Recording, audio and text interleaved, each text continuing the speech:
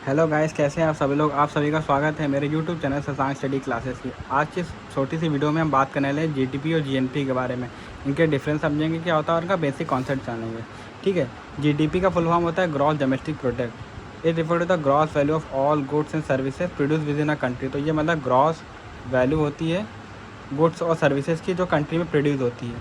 वही जीएनपी का full form होता है gross national product. It refer to the gross value, ये भी ग्रॉस वैल्यू होती है of all goods and services regardless of their boundary, है ना। तो मतलब जो कंट्री की बाउंड्री है उसको रिगार्डलेस, उसको ये कंट्री के बाहर की बात हो रही है। ठीक है, अभी आपको नीचे कौन सा समझाते हैं तो समझ में आता है।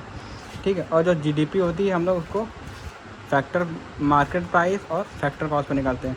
तो मार्केट प्राइस पे जब निकालते हैं तो हम लोग यहाँ पे डेप्रिसिएशन और नेट फैक्टर इनकम आपको इसमें ऐड रहती है। क्योंकि जैसे मार्केट प्राइस पर क्या होता है, इसमें आपको डेप्रिसिएशन ऐड करना पड़ेगा, जो कि आपका जो भी मतलब आपका जो भी घाटा हुआ है वो भी आप जोड़ेंगे। और जो आप टैक्सेस हैं गवर्नमेंट को टैक्सेस भी देंगे। तो मार्केट प्राइस पर आप ये दोनों चीज़ें इंक्लूड करते हैं। फैक्टर कॉस्ट में आप टैक्सेस नहीं देते। फैक्टर का मतलब होता है इकोनॉमिक्स में कि आप जैसे कोई बिज़नेस स्टार्ट करें तो उसमें आप कैपिटल लगाते हैं और अपनी लैंड लेते हैं, तो वो क्या होती है, फैक्टर होती है, फैक्टर कॉस्ट होती है। तो वहाँ पे आप क्या टैक्सेस देते हैं? नहीं, पहले आप टैक्सेस नहीं देंगे। जब आप प्रोडक्शन स्टार्ट करेंगे तब टैक्सेस देंगे। ठीक है।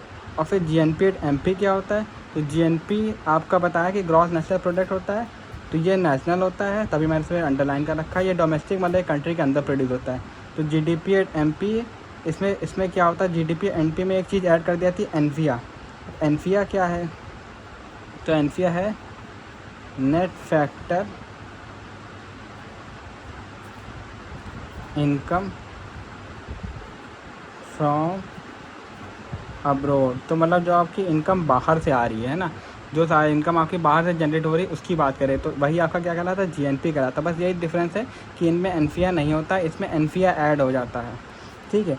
अब देखिए, अब एक चीज़ और देखिए, जीडीपी जीएनपी जीएनपी जीडीपी, अगर आपका एनफिया निगेटिव मिल रहा है, ठीक है, तो आपकी जीडीपी ज़्यादा होगी। बस ज़ाहिर सी बात है, अगर बाहर से आपके पैसे निगेटिव आ रहे हैं ना, तो आपका अगर नेट फैक्टर इनकम निगेटिव जा रही है तो उसका मतलब जीडीपी ज़्यादा है। अगर एनपी आपका पॉजिटिव आ रहा है, मतलब बाहर से अच्छी इनकम आ रही है विदेश से, तो ये क्या होगा, जीएनपी आपका ऑलरेडी बढ़ जाएगा। तो जीएनपी ज़्यादा हो जाएगा जीडीपी से। ठीक है। आई होप आपको सारे कॉन्सेप्ट समझ में आए होंगे और अब आप कन्फ्यूज़ नहीं होंगे जीडीपी और जीएनपी में। Okay, thank you, keep watching.